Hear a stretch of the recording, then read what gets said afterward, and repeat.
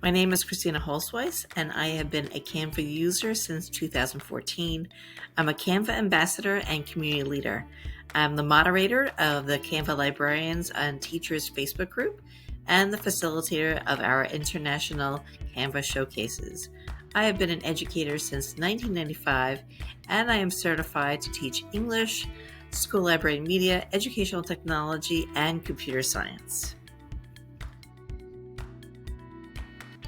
I'm really excited about Canva Code because I was going to be a computer science minor when I went to college, but after 2 classes, I felt that it was really over my head.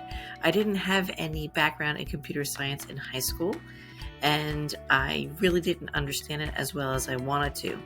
Years later, I learned computer science through Hour of Code with my students and also by going back to school. Now, Canva Code is really interesting because it is AI-powered code. So you don't need to know how to code, but if you do know how to code, you can actually look through it and look through the code and change some of the information, basically colors or the background or the layout, however you like it, if you know the code.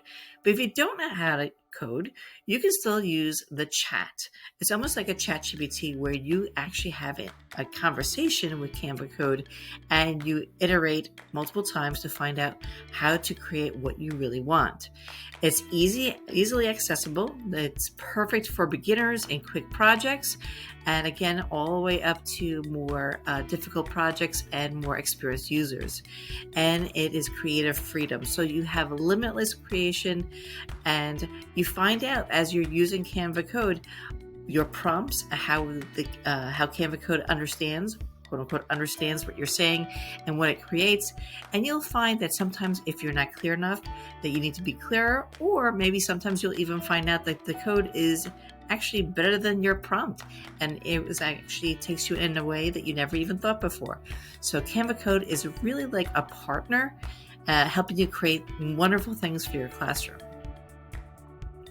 So here are some of the Canva Code features. You have AI code generation, seamless integration, coding-free interactive website elements, friendly AI personality, secure AI use with Canva Shield, presentation enhancers, flexible input options, preview panel, and a business tools generator.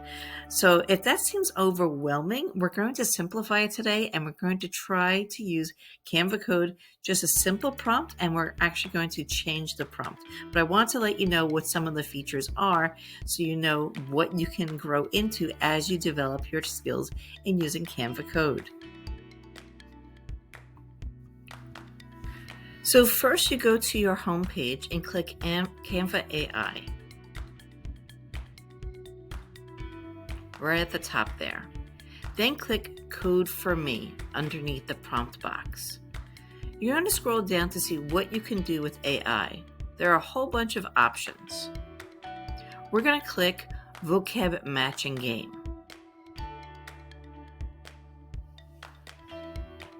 Now let's scroll up and see what the prompt is. That is an AI-generated prompt. You're going to click the purple arrow to see what Canva Code creates from that prompt.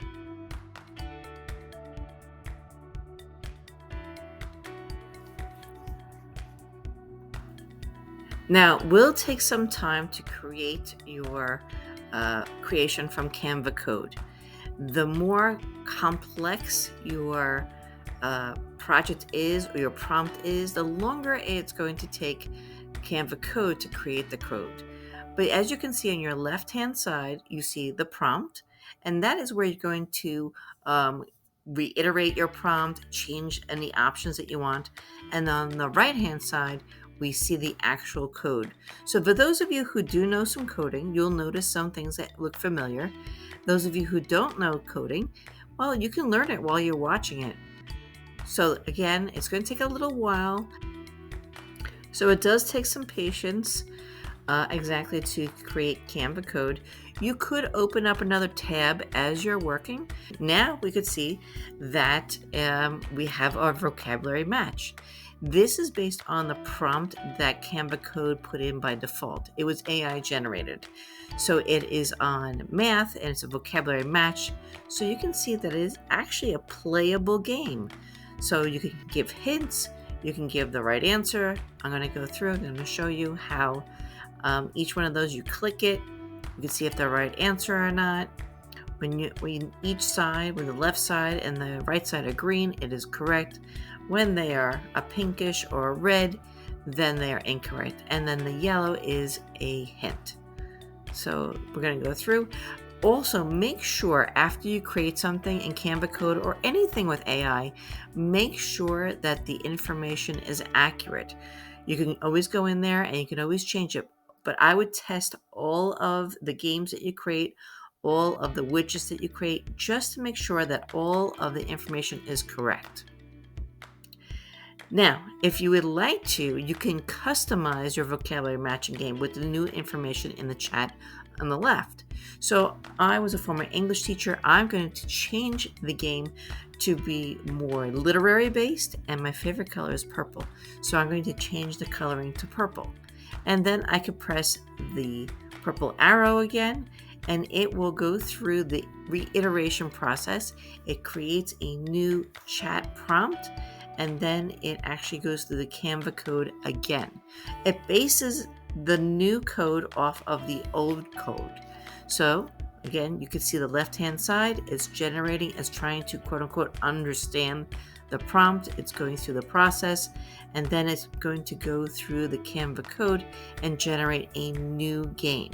Again, this one is going to be literary based, and it's going to be purple. So while I'm doing this and while this is generating, what I'd like you to do is think about a topic that you can actually use with your students.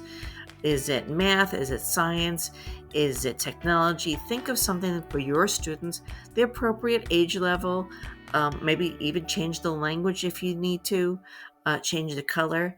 Customize your own vocabulary matching game based on the new information.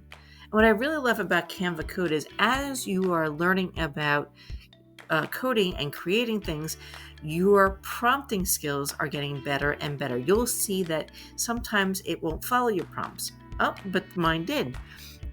So this is now a literary terms quiz, and it is in purple. Again, check your work, make sure everything is correct before you give it to your students. On the left-hand side, we see literary terms, and then we see the definitions, and you can actually see the code. So if you are a person who wants to learn how to code, you can look at it. Then you're going to use your Canva Code in a new design. You can decide whether it's going to be a website or a presentation or any other format that you like. I'm just going to add this to a presentation, and now we have our Canva Code all ready to go in our new presentation.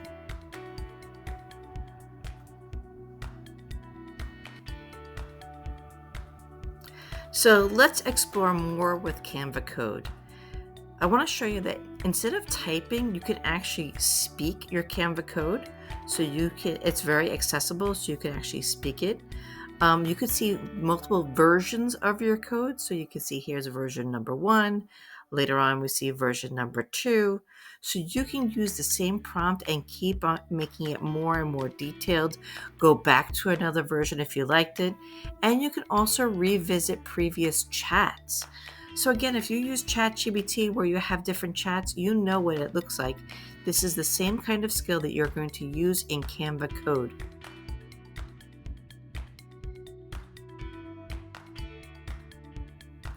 Congratulations, everyone, on creating your first Canva Code project. I think you're going to really enjoy using Canva Code. The possibilities are limitless. Again, if you get stuck, you could just go into the dashboard, look at the other prompts that are there, or you can prompt from scratch. You'll learn that you can create so many things with Canva Code. If you'd like to learn more about Canva Code, just open up this presentation and click the link on the slide. This will bring you to the information area on Canva, where you'll learn how Canva Code works, a little bit more about the features, more options for you, and you'll level up your understanding of Canva Code. Next, let's learn about Canva Magic Activities. Magic activities help you save time. Set your grade, subject, and goal to generate activities quickly. They keep learning dynamic with interactive whiteboards and documents, and they enable differentiation and collaboration so you can edit, assign, and translate for every student. Let's learn how to turn a simple prompt into a classroom-ready activity. Search classwork, then select Magic Activities. You can explore templates made for teachers. Choose the grade, subject, and purpose to guide the output. Add your prompt, keep it short and specific, and then hit the arrow and review the options. Save the one that fits and you're ready to teach. Here's where the magic happens. Use the pencil to refine your prompt. Then confirm the learning goal so that activities stay on target. Browse the cards and pick the format you want. In a few clicks, you'll have activities ready to share. Now browse the options and choose one that matches your lesson. Next, look at the different formats to see how students will work. Each activity includes a teacher guide. Use it for goals and steps, or remove it if you like. Finally, edit the parts you need so the activity fits your class. Quick to set up and fun to teach. Open the activity, change the title, prompts, and any images to match your lesson. Keep it short and clear so students know exactly what to do. When it looks right, assign it to your students. Add quick instructions like due date and how to turn it in. That's it. Edit the final product as needed, then assign it to your class. So let's try the Magic Activities. So you go to Magic Activities and you see it says Create Student-Led Activities. Now I'm going to type in my prompt. I'm going to make a lesson about literary terms. I'm going to choose 5th grade. I'm going to choose ELA as my subject. And you can see that they have different learning purposes. You might remember these from Bloom's taxonomy. Understand, apply, analyze, evaluate. I'm going to do create. Click create. And then press the arrow. It'll take some time to create. I have sped up the video for viewing purposes. So there we go. And it says choose activities to generate. So we have a poster, we have personification and alliteration, and we have a short story using literary terms. So you can generate 1, 2, or all of the different options that they give you.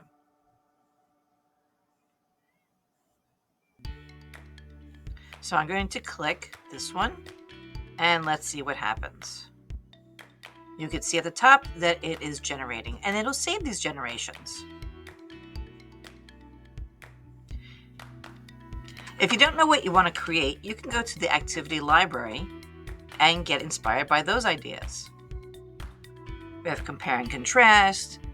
We have some data analysis, summarize, expand, all different activities. Let's scroll up and let's see if the generation is done.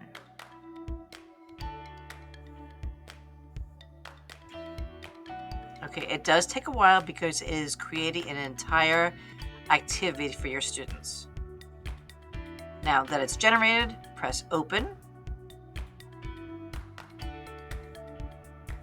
And you can see the activity. Sometimes it creates a whiteboard, such as this one, and other times it creates a different kind of activity.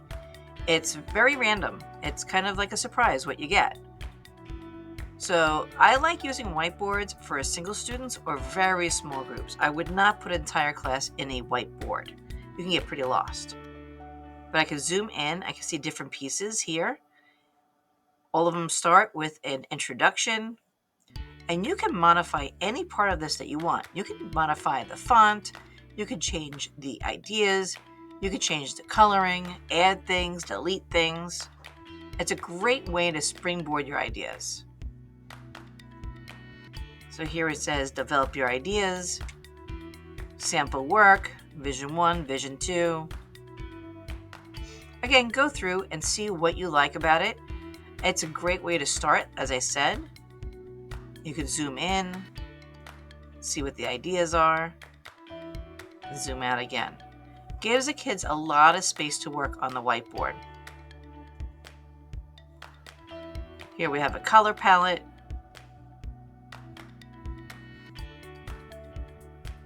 And we'll go down a little bit more. And this was a creation activity. That's why it has a little bit of planning for students and a place where students can showcase their work. You'll get different kinds of activities based on the format that you ask for. And when you're ready, you can assign it to your students.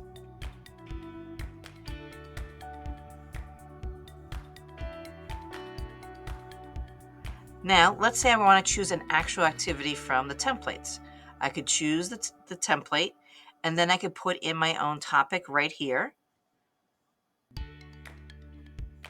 We're going to compare similes and metaphors. I'm going to choose a grade and a subject. So again, I could do it from scratch, or I could start from a template, or at least an activity library idea. And now we have our new activity being generated. We have the old one too. We don't lose these things. Again, this is sped up because of viewing purposes. We'll press open, and you'll see that this activity is different than the other one. The other one was a whiteboard where kids can move around and add and delete. This one is more linear. It starts with a teacher guide that you can edit. It's not Canva Code. It's not creating a game. It's creating an activity that students can manipulate. Think of it as a graphic organizer. Here we have the introduction. Read the given text about similes and metaphors. Make sure all of the information is correct. It is generative AI, so it is up to the user to make sure that there is no bias and that all the information is appropriate for your students and is correct. And then here's a little reflection part. Reflect on your learning. And then when you're done, you can assign it. You can also share it with a colleague and they can assign it to their class. Bravo teachers, you learned how to create a student-led dynamic activity that puts learners in the driver's seat. With Magic Activities, your class can explore, create, and share their ideas with confidence, while you guide the energy and keep curiosity alive. You've learned the basics, now go deeper. See how to fine-tune prompts, layer in choice boards and checks for understanding, and you reuse templates to turn one idea into a full set of engaging activities. Let's wrap up with the Canva AI assistant and how it helps you create. You can collaborate right in the comments. Tag @Canva to co-create and refine. Through a natural language conversation, you can get ideas, rewrites, and quick fixes on the spot. Bring your ideas to life faster with friendly, on-the-spot help right inside your design. Open your design.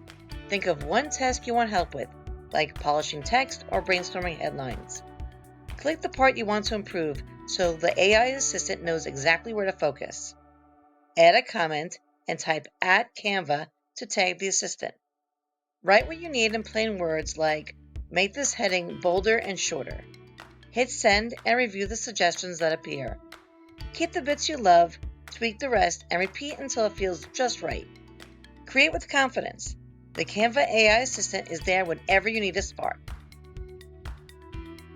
So let's try the Canva AI assistant. So here I have a very plain looking presentation, boring slides. So when you're in the Canva slideshow or doc or whatever, you can just go here to the comment section and click @Canva and you can ask for advice. So here I am going to ask for some design advice, and the Canva AI will look at your design or your document or your image and will give you advice on how to improve it. So it says it's a nice background, but it could add a little bit of color to make it more exciting. And I kind of agree with that. So I'm going to actually go in there and I'm going to change some of the colors. But you know what? I'm going to see if Canva will actually do that for me. So I'm going to say, Canva, can you please change to blue? Because it had suggested that I should change to blue. So let's see what happens. Okay, and it says, I can't directly change the accent color for you, but I can walk you through it. All right, assistant, you can't do all the work for me, but guide me and tell me how to do it. And now it shows you how to actually follow through with the improvements that it had suggested. So I'm going to go and click some elements and make them change it from gray to blue. And I'm going to change all of those that are similar. And it actually looks pretty good. It looks much better with that blue. So you can see on the side that it is a little conversation here. When you comment on someone's work, it is a similar way as when you comment with Canva AI. So when you go through, you could even ask suggestions for your words. So I'm going to ask Canva to suggest improvements, rewrite text. Yeah, I'll ask it to rewrite this text. Powering through our school library. Let's see what it says. And it's giving me options: empowering minds in our school library, growing readers, building futures, discover, learn, thrive in our school library. I'm going to add this one. And again, that little chat is always to the side, and it gives me little prompts here and there. Generate text, make an image. I'm going to ask it to generate some more text. And let's see what happens. All right, and it gave me some more text that I could add. So instead of going to Magic Write or going to text to image, you can actually use the Canva AI assistant in the comment mode right over here. And now I have a title and I have a subtitle. Again, it's not the greatest design. I'm just showing you for demonstration purposes. Now I'm going to ask it to make an image. I didn't say what kind of image. I just asked it to make an image based on this slide. So let's see what happens.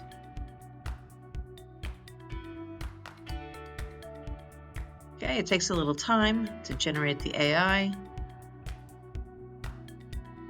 Here we go. All right, and it actually took the text that I had and made it part of the image. Not exactly what I wanted, but I didn't prompt very well, did I? So I'm going to take the text off that I had, and that's the image.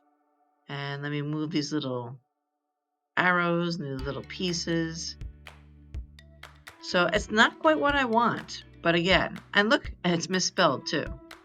Again, it's generative AI. It is not perfect. With better prompts, it would give me better output. All right, let me go back, take some of these things off, start from scratch. And as you can see, we have the chat, and it says here, view comments, and close the comments. When I present, you won't see these comments. If I print it out, you won't see the comments either. It's just a chat on the side. It's like making comments with someone else who's in the project with you, except this time you're chatting not with a colleague or a friend or a student, you're chatting with AI. So I said, make an image of a future library. And now let's see what it does. All right, again, it's using the text because I left text there. So I will take it off. And again, we see misspellings. I want you to see this because I want you to know that AI is not everything. It is helpful and it is good for some design elements, but it is not a be-all and end-all. High five! You explored the Canva AI assistant and took a smart step forward. Here's to faster prep and more time for your students. Do you want to keep growing with Canva AI? Go to Canva to learn how-tos, ideas, and fresh features.